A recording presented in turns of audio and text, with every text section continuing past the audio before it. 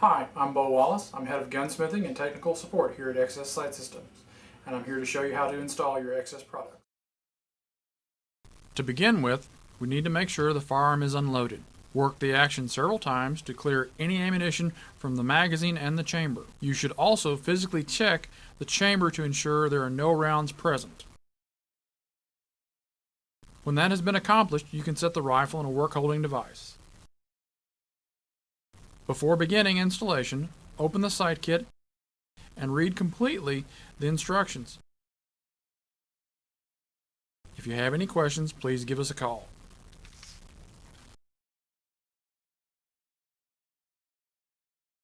Next, inventory the sight kit to make sure everything is there. The parts for the 1894 Marlin ML0012-5 sight kit include the rear sight with its 230 aperture,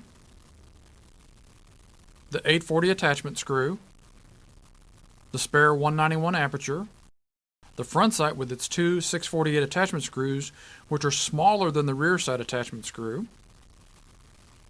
the Delrin non-marking punch, and the red thread locking compound. At this time, I would like to mention the three different types of front sights that may be found in XS sight kits.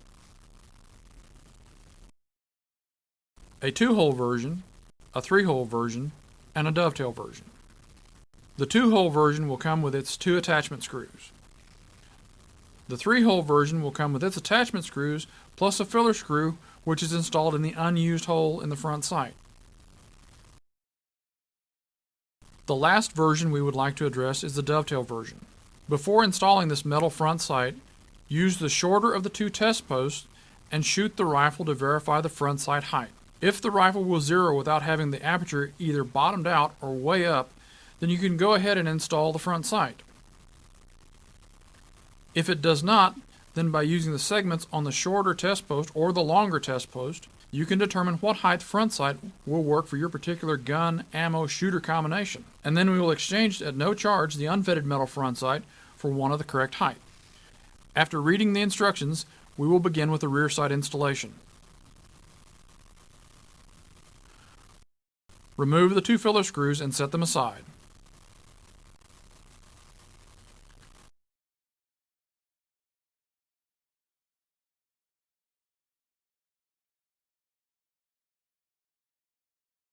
The rear sight and its attachment screw should just drop into place. There is a peg underneath that fits into the rearmost hole.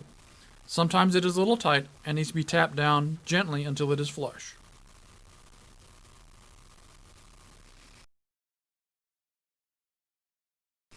Then, using a screwdriver, tighten down the attachment screw.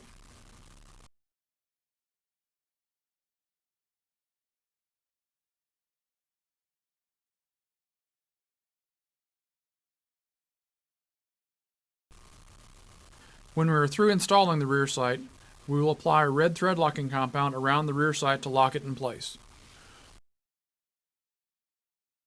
Moving forward, we come to the factory rear sight.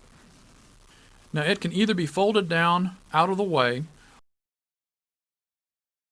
or if you wish to remove it, a filler block can be easily installed.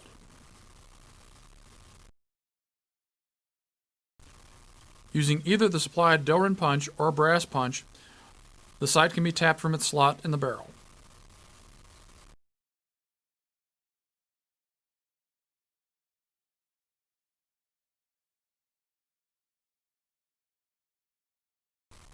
Filler blocks will normally have a mark under them which indicates which side to start first.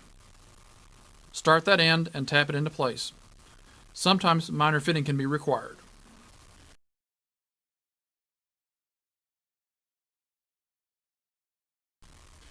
To install the front sight, the first thing we need to do is remove the front sight hood. Grasp it firmly and pull it straight off to the front. Next, remove the factory front sight. Tap it from its dovetail using either the Delrin punch or brass punch.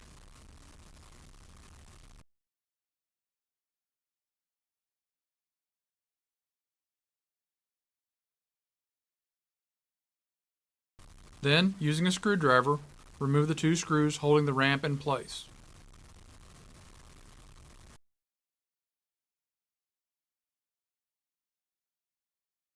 You can set all of this aside as we will not be using any of it. Take the front sight unit, insert the screws,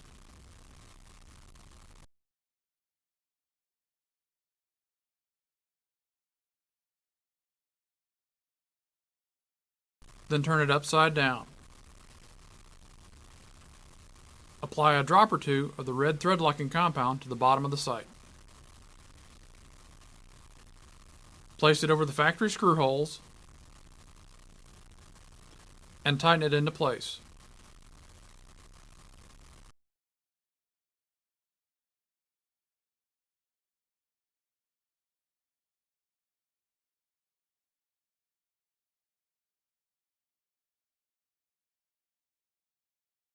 If some of the red thread locking compound squeezes out, take a Q-tip and wipe off any excess. Allow 2 hours for the red thread locking compound to cure before shooting. That completes the installation of these excess products. If you have any questions, please give me a call on our toll-free number 1-888-744-4880 Monday through Friday, 9 a.m. to 5 p.m. Central Time. We'll be happy to answer your questions.